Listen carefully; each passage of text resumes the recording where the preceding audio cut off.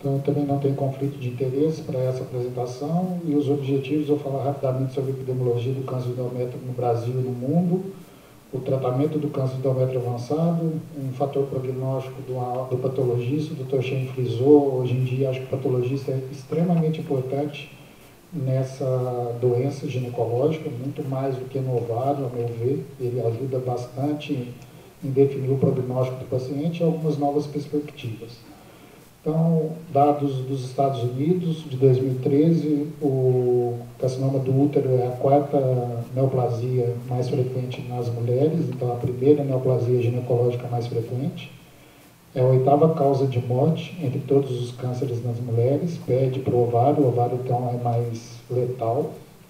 O que é interessante nesse gráfico, é um gráfico desde a década de 30, que mostra que a taxa de mortalidade do câncer de colo de útero, de carcinoma do endométrio, vem caindo vertiginosamente. Bom, o que isso pode representar? Não existe nenhuma metodologia de screening para câncer de endométrio, igual tem o câncer de mama, a mamografia anual, ou do colo de útero, o Papa Nicolau, mas eu acho que é uma percepção,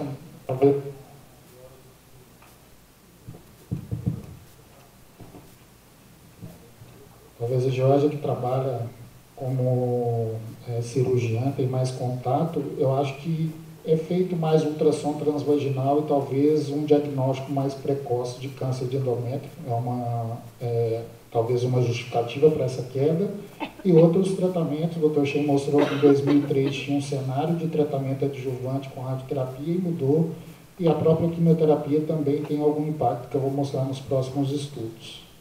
Bom, no Brasil, o câncer de endométrio já passa a ser a sexta neoplasia, o colo de útero ganha de muito aqui, vai ser discutido amanhã um pouco sobre câncer de colo de útero. E sobre a fisiopatologia, nós todos temos em mente esse modelo dualístico, que a Georgia já falou um pouco, o tipo 1, melhor prognóstico, paciente mais idosa, com uma síndrome polimetabólica associada. Só que tem também a questão das alterações genéticas, tá? Ainda não tem nenhum impacto de tratamento específico. Tem uma alteração no PTEN, uma alteração no CARRAS, mutação no TP53, mas muito provavelmente alguma coisa deve aparecer nos próximos anos para ajudar no tratamento de acordo com a alteração genética do câncer de endométrio. E lembrando que não é um modelo dualístico típico, que tem uma doença menos agressiva tipo 1 e uma doença mais agressiva tipo 2. Tem uma miscelânea aqui no meio, e é justamente essa miscelânea aqui que dificulta em prever ou não o maior fator de risco e a maior necessidade ou menor necessidade de tratamento adjuvante, que seja rádio ou de quimioterapia. Bom, aqui é um compilado de todos os estudos de fase 3, então são estudos, o mais antigo de 94, depois no início dos anos 2000 vários estudos, e agora um estudo que não foi publicado, esse de 2012, foi só apresentado como abstract no congresso da SGO, mas que talvez mudou um pouco o tratamento do câncer de endométrio avançado.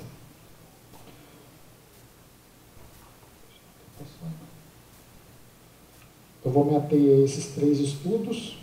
Então, o primeiro estudo, que é o GOG 107, tem o IORTC 55872, basicamente a mesma coisa, avaliou tratamento de doxo-monoterapia com doxo e cisplatina.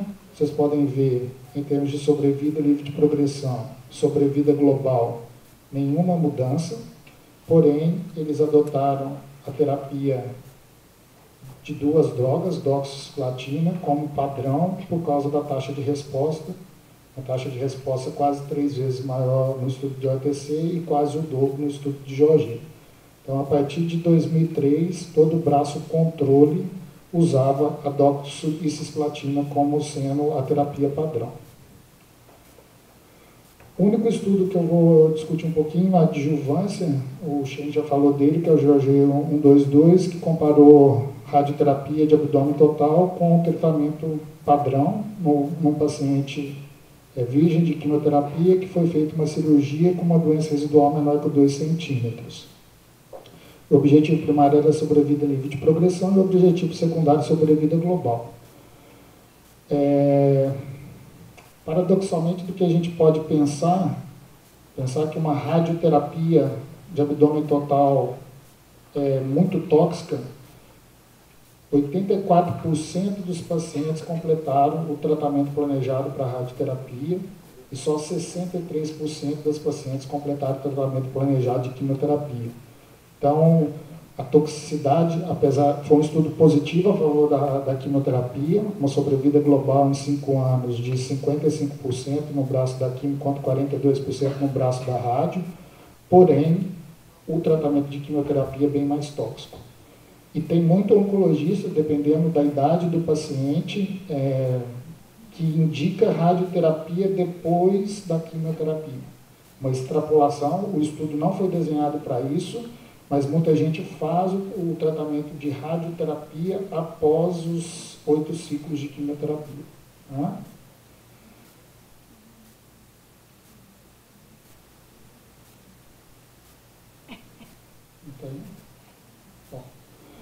Voltando então ao tratamento do estadio 4, lembrando que o braço padrão era doxocisplatina, foi feito esse estudo em 2004 para ver se a associação de um terceiro quimioterápico seria benéfica ao GOG 177, fase 3,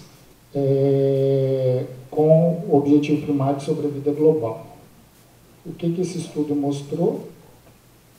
Pode passar. Que tanto em termos de sobrevida de livre de progressão, quanto em termos de sobrevida global, foi um estudo positivo, tá certo que um ganho de 3 meses, mas estatisticamente significativo, uma taxa de resposta muito maior, porém às custas de uma toxicidade limitante. Neuropatia periférica de 1/3 grau 2 e 15% grau 3, quem é oncologista sabe o que é uma neuropatia periférica, é um dos piores problemas, a meu ver, que a gente enfrenta. O paciente não dá muita importância para essa queixa e depois de 6 meses, 1 ano, ela vem reclamando que aquilo não melhora nunca mais. É extremamente limitante. Então, esse estudo, apesar de positivo, não mudou muito a prática clínica. E, em 2012, saiu esse estudo de não inferioridade. Ele não tem uma publicação, então, aqui eu não tenho dado em cada braço quantos pacientes foram, mas pegou no braço controle o braço do estudo anterior, do 177, e comparou com carbitaxol. Carbitaxol é uma quimioterapia muito mais palatável para o oncologista clínico, uma rotineira, sem grandes problemas. Foi feito um desenho de não inferioridade. O que esse estudo mostrou, sobrevida livre de progressão igual, sobrevida global numericamente superior para a terapia tríplice, porém, como era um estudo de não inferioridade, não atingiu o valor de 1.2, foi 1.16, então foi um estudo positivo. A partir desse estudo, carbitaxol ficou sendo a terapia padrão de primeira linha para tratamento de câncer de endométrio avançado.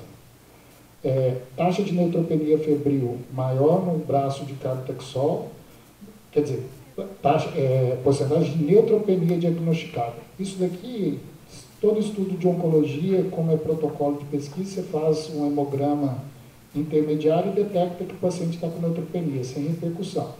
O importante, ao meu ver, é a taxa de neutropenia febril. E foi menor. O restante das toxicidades, todas maiores no braço da terapia tripla, quando comparada com o carbitaxol, e 70% completaram o estudo contra 60%. Então, a partir desse estudo, terapia padrão em primeira linha, câncer de endométrio avançado, carbitaxol.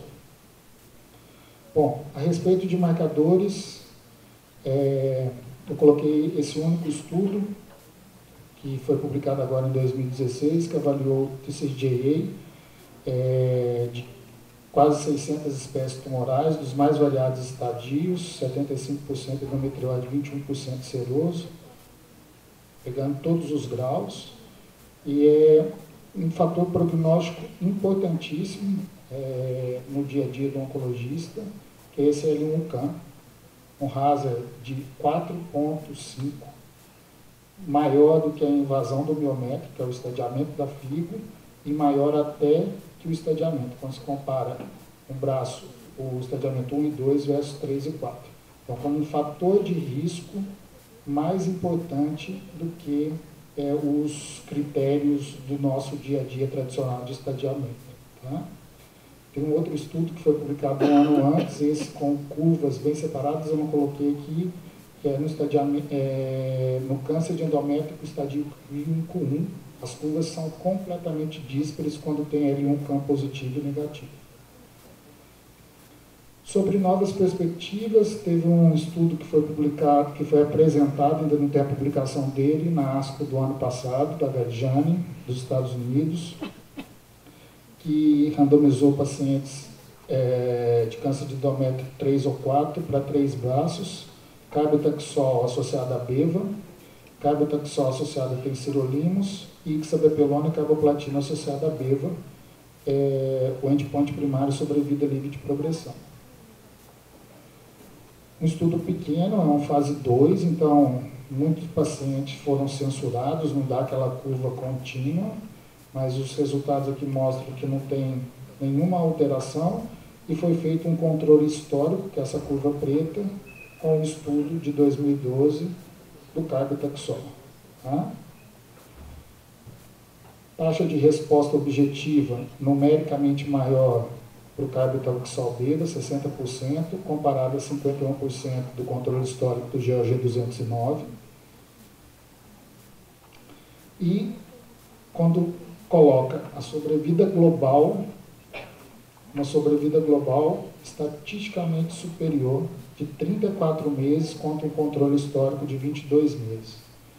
É estranho uma diferença tão grande nesse controle histórico de 22 meses, mas é o dado real do GOG 209, e comparado com esse novo estudo, 34 meses parece ser uma tendência, mas ainda a gente não tem uma evidência científica para associar a bevacizumab no tratamento do endométrio em fase 3 em andamento, que se for positivo, possivelmente vai ser associado.